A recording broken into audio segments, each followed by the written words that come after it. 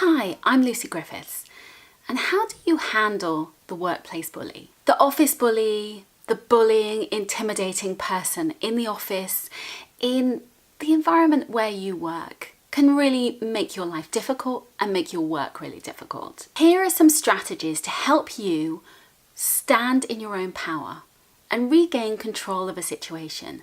Because at the end of the day, the workplace bully is simply a small little person trying to gain control in a situation.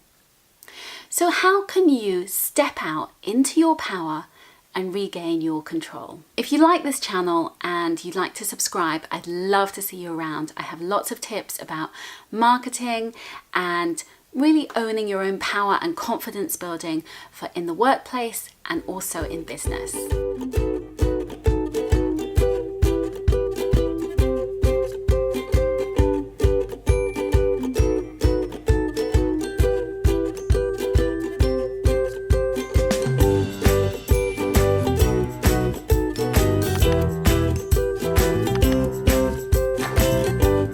How do you handle the workplace bully? A few years ago now, I was in a situation where I complained about someone in the workplace.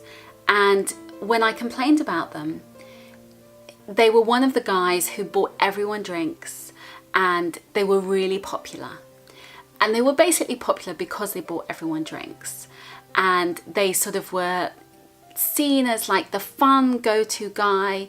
But also, this kind of guy was also the person who had really unprofessional behaviour. Let's say it was just off the scale of unprofessional, and it was quite sexist behaviour, and it was very intimidating to me at the time.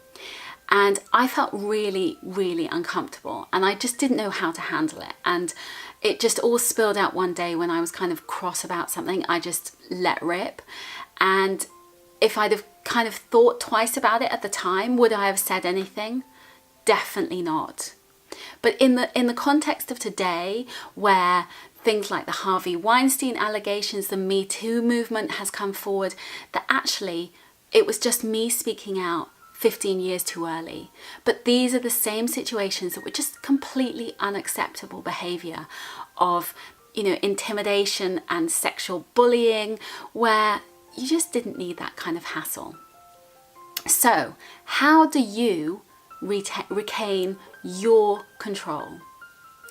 So first of all, number one, it's really about knowing how to say no.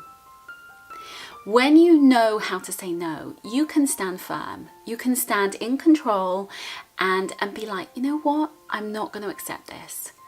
So it's really about body language, because when you're playing small with your body language, they are thinking they're big. So no matter what stature they were, the guy who intimidated me and, assaulted people was tiny. He was really small. He was smaller than me. And that was probably part of his issue. So what you need to do is think about, how can you stand tall? So those shoulders back, head held high, eye contact, look someone in the eye. And when you look someone in the eye with confidence, it really makes them think, oh. So you know that thing about don't blink first? Don't you blink first. So when you see that person who you really want to avoid, look at them. Really look at them and smile at them. You have nothing to lose by smiling at them. And you don't have to do it in a kind of like, I'm going to do it in a fake smile way. Just be like, it's okay. I can handle you. I can work with you. And they will find that really intimidating. Which leads me to step two. Step two is really about being in control of yourself. So when you are able to forgive them and be like, you know what, I'm in control, actually they find that really discerning. They don't know what to do about it. So deep breath, practice meditation so you feel calm and in control, and just be like, you know what, I can do this, I can handle them. Because being able to handle the office bully is as much about dealing with you here, so that you can say, you know what, I can do this. I can really do this. Because the more you talk about it, the more you kind of overcome it, the less power they have. So start feeling like, you know what, I'm going to regain my power. Because when it's a body language thing, it's an animal thing. When they think you're weak, they'll go for you. But when they think you're strong, they don't know what to do. And that's why learning how to kind of have those techniques where you can look after yourself and you can say, you know what, yes, there's not very nice people at all. In fact, they're horrible. But I can be in control of what I choose to think about. Which leads me to step 3. What do you think about? When I was being bullied, one of the key books that really helped me was Eckhart Tolle's Power of Now. And this book, A New Earth, was the other one. Basically, his 2 books really helped me to see the world differently. To see how I'm not my thoughts. A thought is just a thought. And actually, I might have all these thoughts about this intimidating person. And I still get them. This morning I woke up with a bad dream because somebody who bullies me was frightening me and I was dreaming about it. So I still get them. But then you can just say a thought is just a thought. And enable you to get back into a more confident space. And when you're in that confident space, then you're able to work from a much more logical, authoritative position. So A New Earth by Eckhart Tolle, I really recommend it, and I'll put a link below. The other author that I found really useful is Wayne Dyer. And Wayne Dyer also taught me to think differently.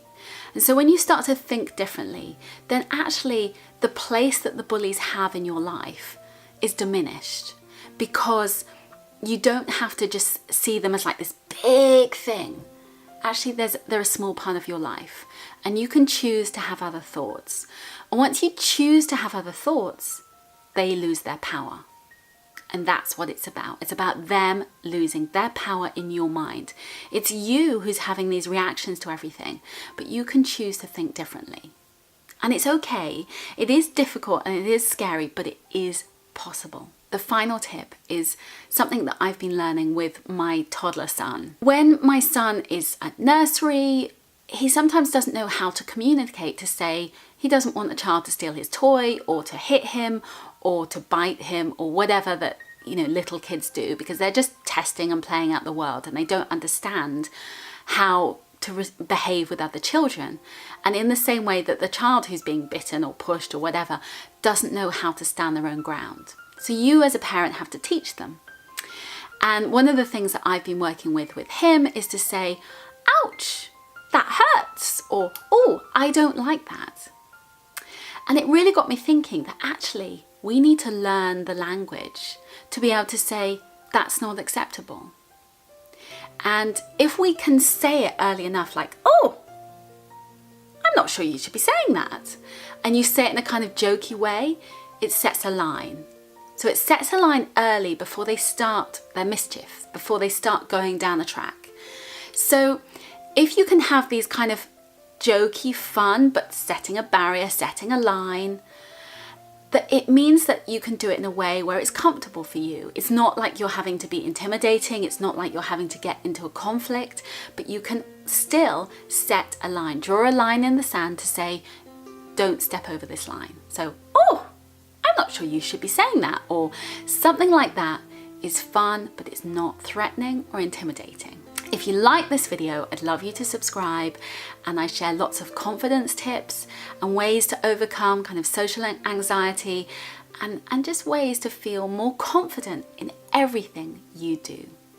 Thanks so much for watching.